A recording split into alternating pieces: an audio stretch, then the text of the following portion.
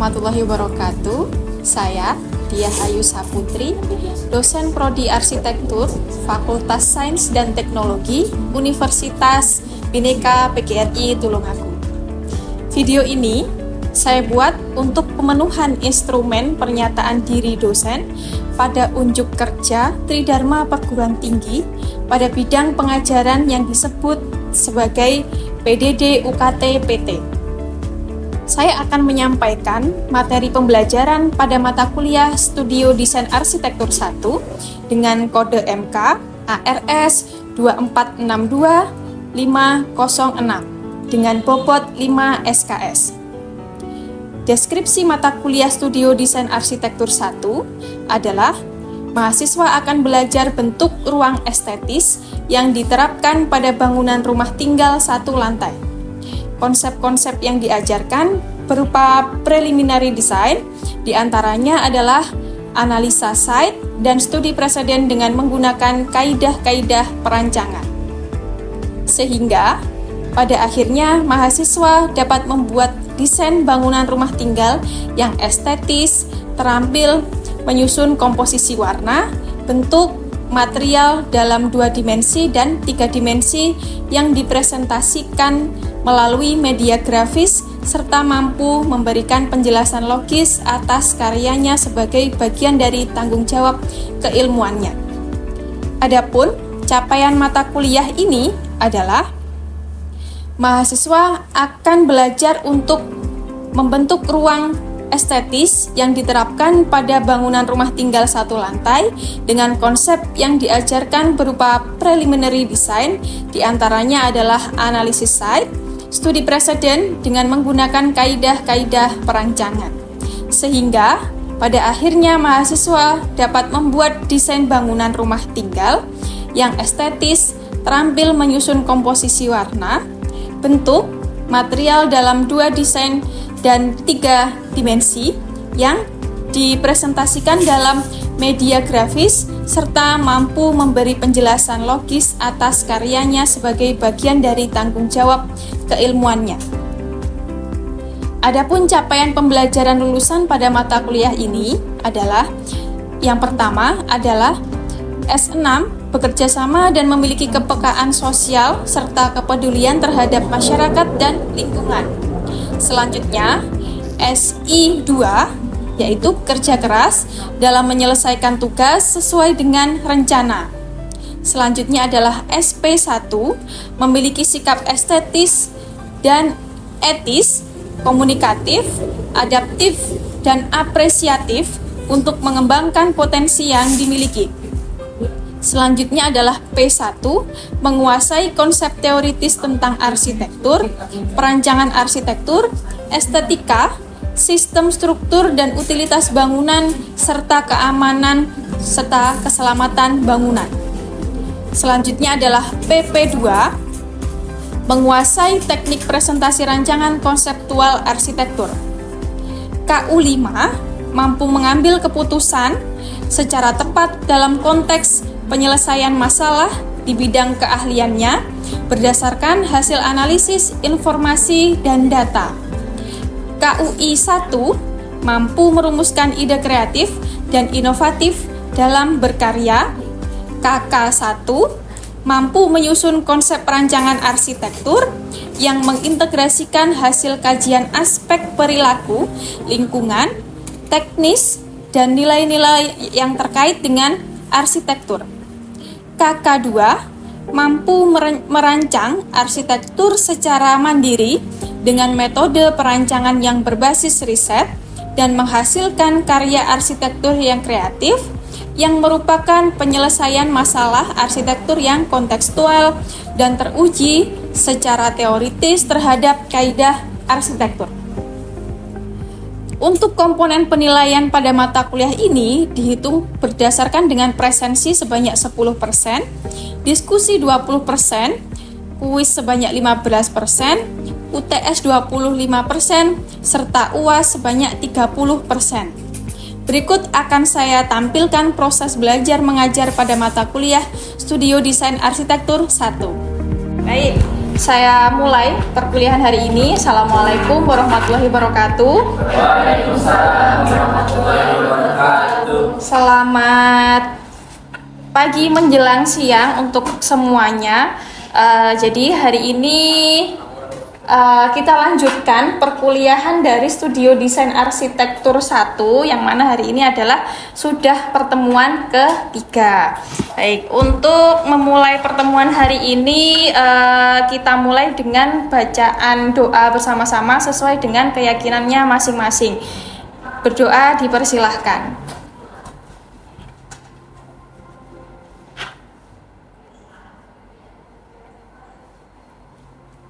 Berdoa selesai. Oke, terima kasih. Sebelum masuk perkuliahan hari ini, saya mau mengabsen dulu dari mahasiswa yang hadir di kelas ini. Yang pertama Bima, ada? Ada. Kemudian Ersa, ada. Meya, ada. Rizka ada. Krisan,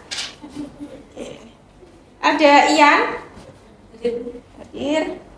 Diva, hadir. Moses, Dina, Taufik, belakang. Dan Yusuf. Oke, terima kasih untuk hari ini. Cukup banyak yang masuk. Jadi kita mulai pertemuan hari ini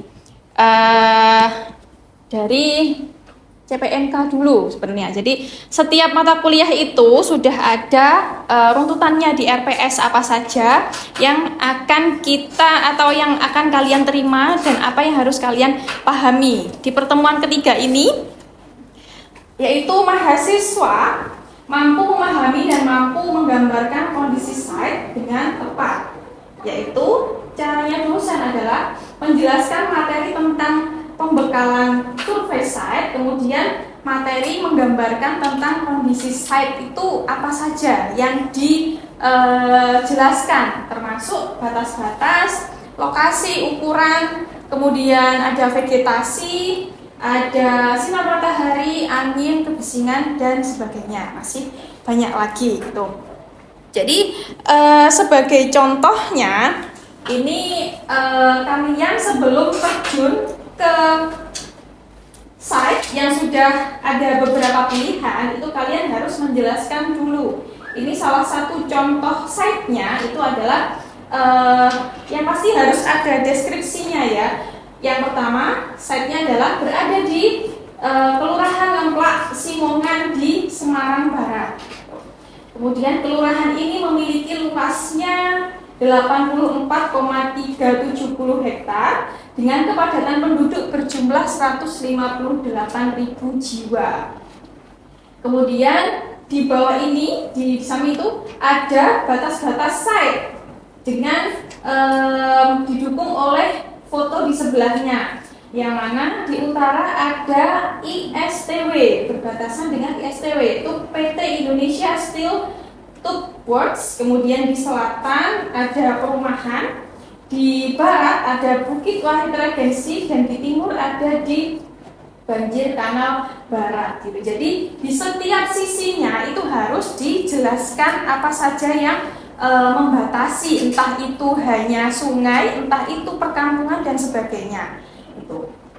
Ini contoh dari site pertama. Nah, di sini juga perlu dijelaskan atau ditambahkan foto terkait kondisi di lokasi tersebut. Entah itu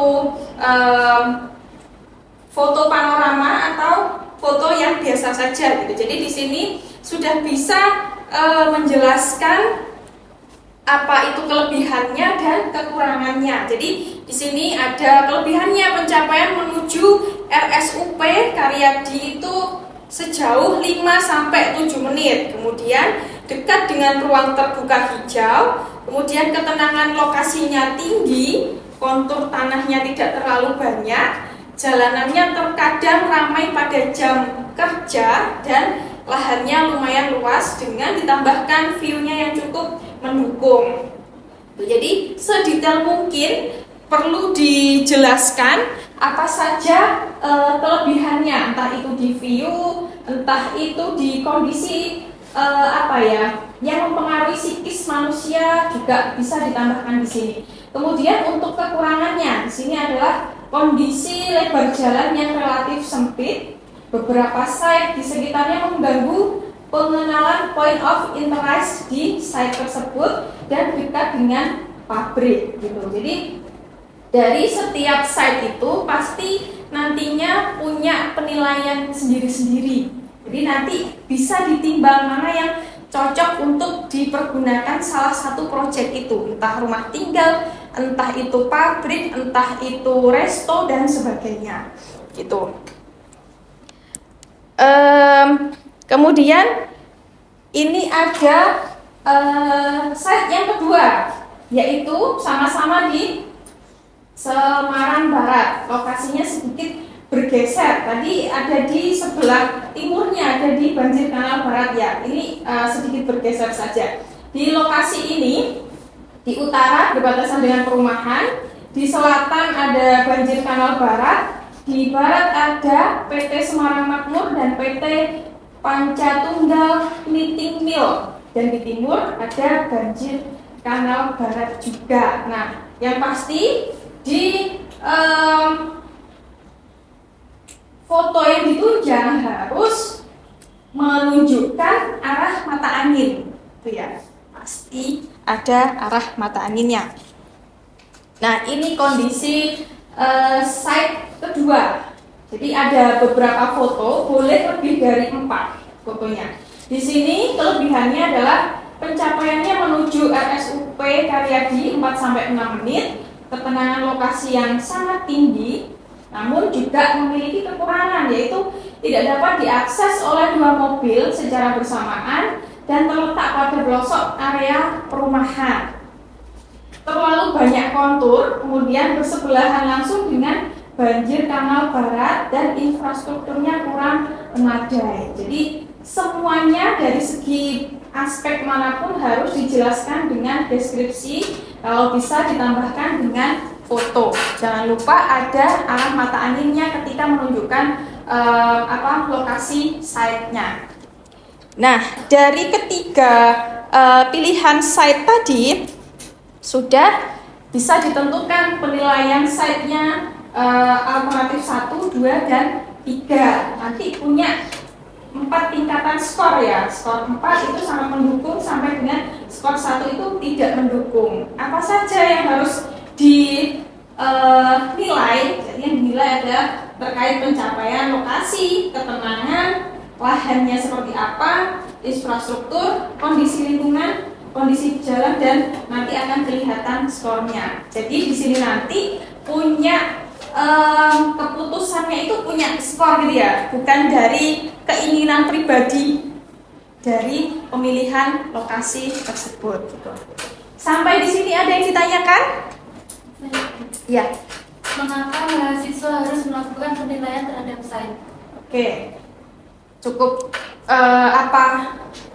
harus perlu kalian ketahui ya, kenapa kok harus dinilai site-site tersebut? Karena di sini fungsinya adalah untuk mengetahui lokasi mana yang cocok untuk digunakan dibangun satu rumah, satu pabrik atau suatu kafe, dengan nanti penilaiannya juga pasti berbeda-beda. Misalkan rumah itu ketenangannya seperti apa, berbeda dengan kafe. Kafe itu harus memiliki jalan yang mungkin cukup luas, jadi bisa menarik pelanggan untuk mampir ke situ gitu. Jadi punya penilaian sendiri-sendiri nanti antara proyeknya rumah, kemudian pabrik, kafe, ataupun yang lainnya. Itu ya, sudah cukup terjawab? Oke. Bisa kita lanjut ya? Bisa. Jadi di sini nanti ada penjelasannya kenapa site itu bisa terpilih. Jadi dijelaskan site-nya dekat lokasi apa, dengan luasannya berapa, nanti di situ kalian sudah bisa mengerucut KDB, KLB, GSB gitu. Jadi tidak mencari semuanya ketiga site itu untuk kalian perjelas KDB, GSB, KLB dan sebagainya. Itu perlu dikerucutkan dulu ke salah satu penilaian tadi gitu. Oke, lanjut di kondisi site, kondisi pada lokasi site yang sudah terpilih tadi ya. Jadi di sini perlu menjelaskan dan menambahkan foto yang bisa mendukung deskripsi kalian, termasuk batas-batas, kemudian lokasi, luasan, dekat dengan fasilitas apa saja, range-nya antara 500 meter misalkan dekat dengan rumah sakit, 1 kilo itu dekat dengan pasar dan sebagainya gitu. Kemudian yang selanjutnya ada sinar matahari. Nah, sinar matahari itu sebenarnya kan pasti paten ya. Matahari itu terbit dari timur kemudian terbenam di barat gitu. Itu pasti, tapi bukan yang itu yang dijelaskan gitu. Jadi bagaimana perlakuan matahari itu terhadap site-nya? Apakah area-area tertentu ini zona yang baik untuk pagi hari, siang hari ataupun sore hari ya? Di sini dijelaskan di keterangan. Jadi ada icon dari matahari di pagi hari dan siang sore hari. Kemudian ada zona baik, zona sedang dan zona kurang baik. Jadi yang dijelaskan bukan hanya yang seperti nomor 2 ini ya, matahari terbit dari timur menuju ke barat, tapi bukan, tapi lebih dari itu. Okay. Kemudian yang selanjutnya ada kebisingan. Nah, kebisingan ini juga sangat diperlukan untuk merekam di mana saja, di bagian sisi mana saja yang cukup terganggu dengan klien tersebut kebisingannya. Kemudian di warna hijau ini adalah tingkat kebisingannya rendah sampai dengan tidak ada. Kemudian yang warna merah ini tingkat kebisingannya sedang sampai dengan yang tinggi. Jadi di semua sisinya itu harus dijelaskan ini tadi kebisingannya seperti apa. Misalkan di kondisi tertentu di sebelah mana ya, utara misalkan di situ ada sekolah ataupun bengkel, pasti kebisingannya di jam-jam tertentu kayak di jam kerja gitu aja kan. Nggak 24 jam kondisi bising itu terus dirasakan gitu. Sampai di sini ada yang ditanyakan? Ada Bu. Seperti tadi yang dari pertanyaan pertama kan jawabannya ada kayak ketika pembangunan itu kan perlu kayak mau dibangun rumah atau pabrik. Itu lantas bagaimana cara mencari peruntukan lahan secara legal di daerah tersebut? Oke, terima kasih pertanyaannya. Iya. Jadi gimana cara kalian untuk mencari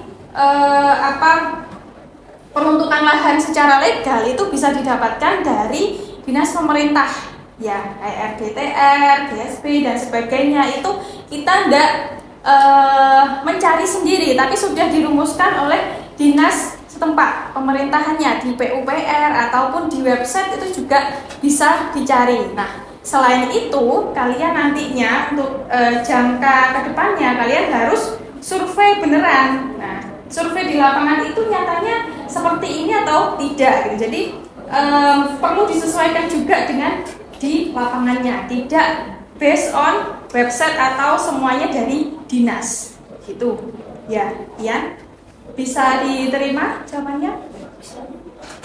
Terima kasih. Bisa dilanjutkan penjelasannya? Bisa. Yang selanjutnya ada angin. Nah, angin di sini itu yang pasti yang kita rasakan ada angin dingin dan angin panas. Tidak hanya angin dari arah mana gitu saja ya. Tapi dijelaskan di sini ada angin dingin dan angin barat. Nah, di sini angin berhawa sejuk di Indonesia itu berhembus dari arah barat daya ke timur laut, sedangkan angin panas berhembus sebaliknya. Kecepatan angin umumnya rendah. Jadi yang dijelaskan hanya secara umum saja. Lebih baik juga pakai suatu alat yang di situ bisa mendeteksi ukuran pastinya, dikatakan dingin, hawa panas itu seperti apa gitu, itu perlu ada alatnya. Kemudian angin dapat berfungsi untuk mengurangi kelembapan udara dan suhu tinggi di dalam ruangan. Jadi di sini sangat perlu diketahui dari mana angin dingin dan angin panasnya. Jadi ada yang bisa menebak dari gambar ini dengan dikatakan arah barat daya ke timur laut, gambar apa yang kurang?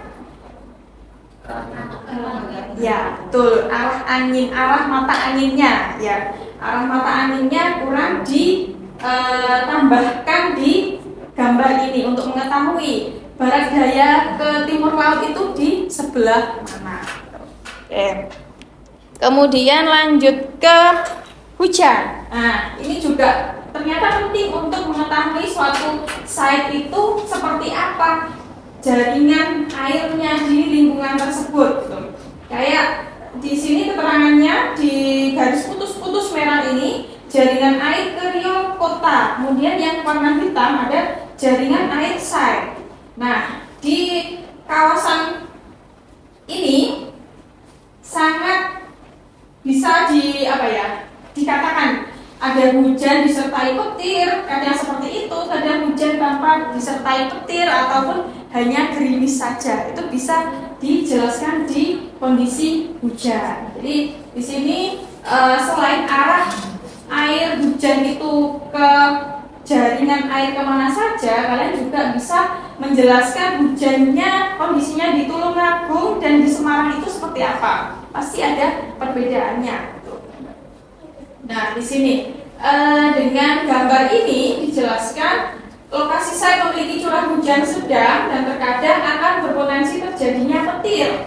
Site bangunan berpotensi mengalami genangan air dan perlu perlakuan khusus bagi bangunan terhadap hujan untuk menangkal efek hujan. Jadi dengan adanya deskripsi atau temuan di site itu, kalian sudah bisa mengkonsep nantinya seperti apa jaringan airnya, kemudian apakah perlu ada inovasi yang lainnya selain untuk menangkal efek hujan, gitu ya.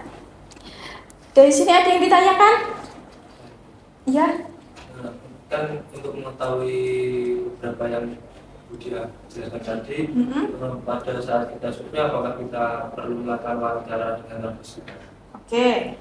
Ya, sangat perlu untuk dilakukan survei dengan masyarakat setempat. Kenapa? Karena kayak jaringan air kota ini, misalkan kita di Tulungagung, kemudian site-nya ada di Semarang, kita nggak tahu di Semarang itu kondisinya hujan seperti apa dan airnya seperti apa ketika hujan deras banget gitu ya. Itu sangat perlu wawancara dengan warga sekitar untuk mengetahui jaringan airnya itu mengarah kemana, kemudian listriknya seperti apa, air bersih dari mana, air kotor arahnya kemana dan sebagainya. Karena kalau kita identifikasi sendiri pasti tidak cukup valid gitu. Jadi perlu bantuan dari stakeholder dari lapangan untuk memperkuat temuan kalian di site. Gitu ya. Bisa dipahami? Oke. Nah, ini untuk rangkuman pertemuan kita hari ini. Jadi pemilihan tapak dalam perancangan sangat diperlukan oleh arsitek. Sebab jika perencanaan ingin merealisasikan proposal proyek ke dalam tapak, pertama harus meneliti kesesuaian rencana dengan struktur yang telah ada di tapak. Oleh sebab itu, dalam pemilihan tapak harus menyesuaikan sehingga bangunan dapat menyelaraskan dengan tapak yang ada di sekitar lokasi tersebut. Terdapat beberapa analisa yang harus dipenuhi. Analisa tersebut berupa analisis dan konsep. Apa aja tadi? Ada pencapaian, kemudian analisis site terpilih, analisis view, angin, aksesibilitas, sinar matahari, dan sebagainya. Yang mana semuanya harus perlu dipertimbangkan sesuai dengan penilaian-penilaian yang sudah kalian usulkan tadi. Nah, dari hari ini kita referensinya ada di buku pengantar perancangan tapak dari Teknologi Undir, kemudian di penelitian saya tahun 2002 yaitu di penelitian dengan judul kriteria redesign pola penataan Pujasera Stadion berdasarkan aktivitas dan perilaku pengguna. Kenapa kalian harus mempertimbangkan aktivitas dan perilaku pengguna? Karena ownernya sendiri itu harus bisa aware dengan aktivitas dan perilaku penggunanya sendiri. Jadi harus dipertimbangkan betul-betul dari ownernya itu seperti apa inginnya. Jadi harus memperdalam aktivitas dan perilaku dari owner. Kemudian ada dari buku saya di tahun 2025 yaitu membangun melestarikan bumi dengan judul Harmoni Urban. Nah, di sini kalian harus menyelaraskan antara kondisi site, entah itu dari landscape-nya, entah itu dari peruntukan lahan, entah itu dari peraturan. Kalian harus bisa mengcombine bagaimana bisa menyeimbangkan antara semua sesi itu gitu. Kemudian yang terakhir ada di penelitian saya tahun 2024 tentang evaluasi kualitas jalur pedestrian dengan menggunakan walkability analysis. Jadi kalian harus melakukan analisis dengan berjalan kaki untuk survei. Jadi jangan melulu di Google Maps untuk surveinya. Kalian harus melakukan ini, menganalisis dengan berjalan kaki. Semuanya diitari bagaimana agar kalian mengetahui sisi-sisi yang lainnya, begitu. Ya, oke. Sampai di sini ada yang ditanyakan lagi? Sudah cukup? Oke, kalau gitu saya yang memberikan pertanyaan ya. Dari penjelasan saya tadi, bagaimana cara kalian untuk bisa mengkomunikatifkan penjelasan di satu bab hari ini tentang kondisi site atau existing site? Gimana? Oke.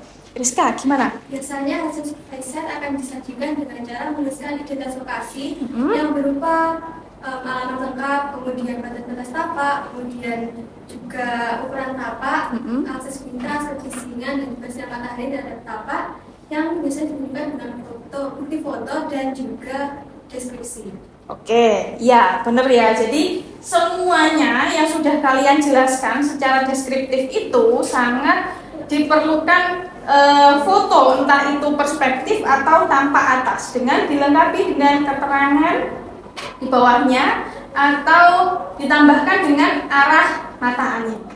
Begitu, ya. Oke.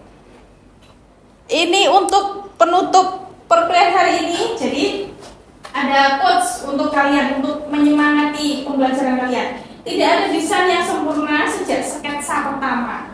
Tapi setiap goresan yang kamu buat adalah langkah menuju jati dirimu sebagai arsitek. Ada yang ditanyakan lagi? Cukup? Oke, jika cukup, pertemuan hari ini saya akhiri sampai di sini. Sebelum saya tutup, mari kita baca doa dulu bersama-sama agar semua yang kita bahas hari ini bisa bermanfaat untuk kita semua. Berdoa dipersilahkan.